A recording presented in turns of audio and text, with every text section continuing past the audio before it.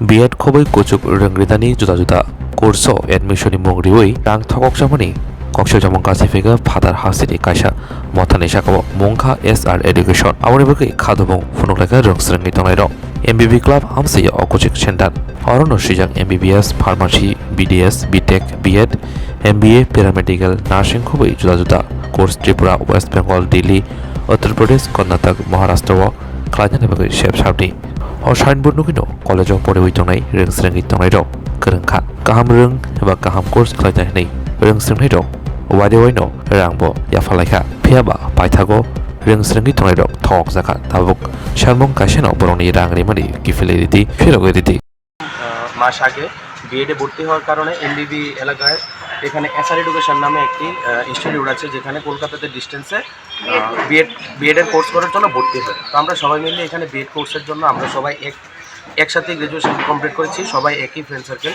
তো সবাই মিলে এখানে ভর্তি হই।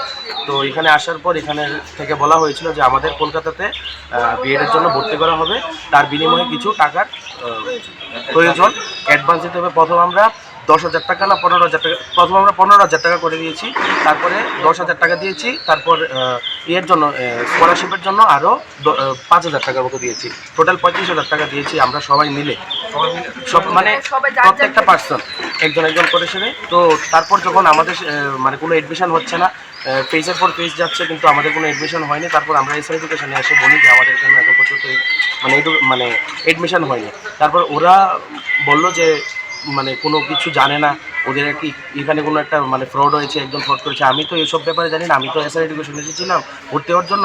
তারা এখন মানে বলছে যে ওরা কোনো কিছু জানে না। যদি আমাদের সাথে এরকম হয় তাহলে মানে ইন ফিউচার অনেকগুলি স্টুডেন্টের সাথে এরকম হতে পারে, কারণ আমরা তো এখানে ভর্তি হওয়ার জন্য এসেছিলাম। তারপর দেখি কি এখন মানে এখন কোনো টাকা কোনো কিছু দেওয়া হচ্ছে না, কোনো এডমিশন দেওয়া হচ্ছে না। আমরা প্রথম বলেছিলাম যে আমাদের টাকা লাগবে না, কোনো কিছু লাগবে না, অ্যাটলিস্ট আমাদের এডমিশন করে দিই, তারা ওটাও হবে না। তারপর আমরা বলেছি এখন তাহলে আমাদের টাকা ফেরত দিয়ে দিতে, কারণ আমাদের এই একটা লস,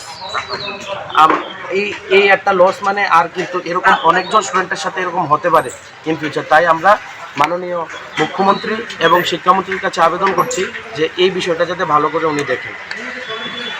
এটা হচ্ছে এসআর এডুকেশন যাতে মানে বন্ধ করা হয়, এরকম ফ্রড যাতে সবার সাথে প্রতারণা যাতে না হয়, এমন ফ্রড এজেন্সি বন্ধ করা হয় খুব তাড়াতাড়ি সম্ভব। ওরা বিদ্যা ব্যবসা করছে, ওদের কথা বলতে গেলে ওরা বিদ্যা ব্যবসা করছে। আমাদের মতো সাধারণ মানুষ থেকে টাকা নিয়ে ওরা ফ্রড করছে, একবার বলছে আমরা কিছু জানি না। ওরা আমাদের কাছ থেকে টাকা নিয়েছে, আমাদেরকে এডমিশনও করায়নি, আমাদের বছরটাও লস হয়েছে, সব কিছু আমাদের চলে গেছে। এবং ওরা নিজে এখন বলছে ওরা জানে না, ওরা আমাদের টাকা ফেরত দিতে বাধ্য নয়।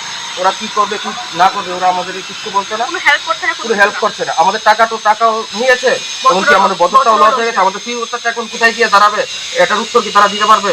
আমি মাননীয় মুখ্যমন্ত্রী এবং শিক্ষামন্ত্রীর কাছে দৃষ্টি আকর্ষণ করে বলতে চাই যে এই বিষয়টা আপনি একটু অনুবাদ করবেন এবং একটু বিশেষ নজরে এই বিষয়টাকে দেখবেন।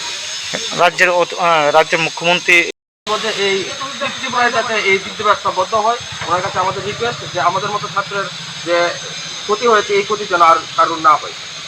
হয়তো আরও অনেকজনের সাথে এরকম হয়েছে, ওরা হয়তো কোনো স্টেপ নেয়নি বা কোনো কিছু করতে পারেনি, কারণ আমরা আজকে স্টেপ নিয়েছি কারণ ইন ফিউচার যাতে এইসব আর না হয়। আমাদের তো বছরটা মানে লস হলো, ওরা এটা আর ফিরিয়ে দেবে না, এটা আমরা জানি। একটা বছর অনেক কিছু করা যায়, এখন আমাদের সব কিছু মানে ওরা প্রতারণা করেছে আমাদের সব কিছু নিয়ে। এখন কি চাও? এখন আমরা আমাদের সুস্থ বিচার চাই, আমাদের টাকাও গেল, বছরটাও গেল, একটা সুস্থ বিচার বন্ধ হয়ে যায় এবং আমরা আমাদের টাকাগুলো ফেরত পাই, এটাই অনুরোধ রাখছি।